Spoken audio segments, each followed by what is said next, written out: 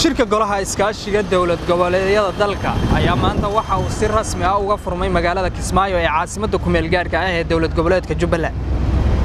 Shirkan ayaa waxa ka soo qayb galay dhammaan dawlad goboleedyada dalka waxaana lagu wadaa in looga hadlo arrimo masiiri ah sida doorashooyinka soo socda, khayraadka dalka iyo waxyaabo badan oo dan u ah dalka.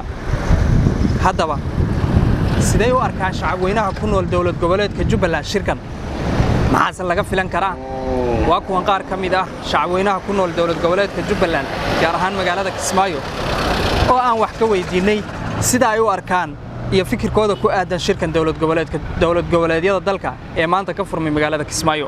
magacay waa Maxamed Nuur Cabdiwaahid oo jooga Kismaayo.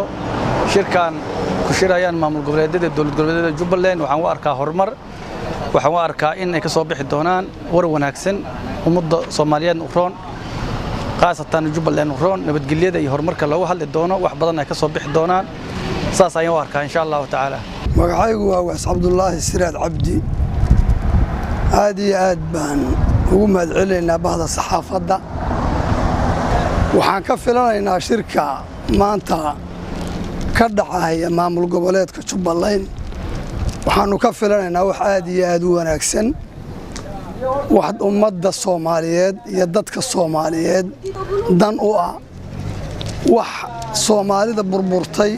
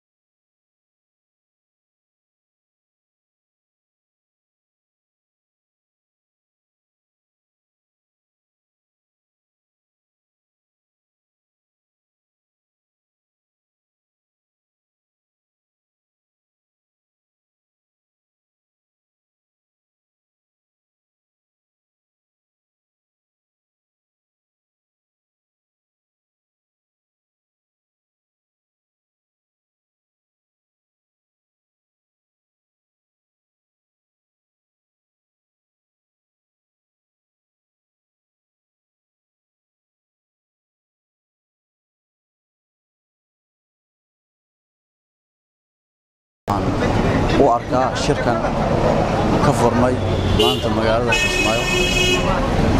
waxaan u arkaa inuu yahay shir wanaagsan oo ay ka soo bixi karaan waxyaalo fiican oo ummadda Soomaaliyeed oo socodkeeda qayb qaadan karo.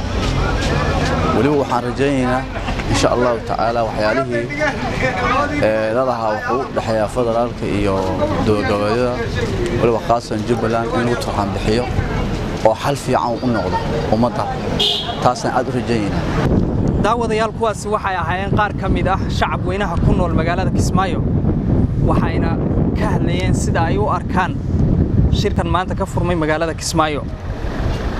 Shukri Aadan Sayid, warbaahinta Jubbaland, magaalada Kismaayo.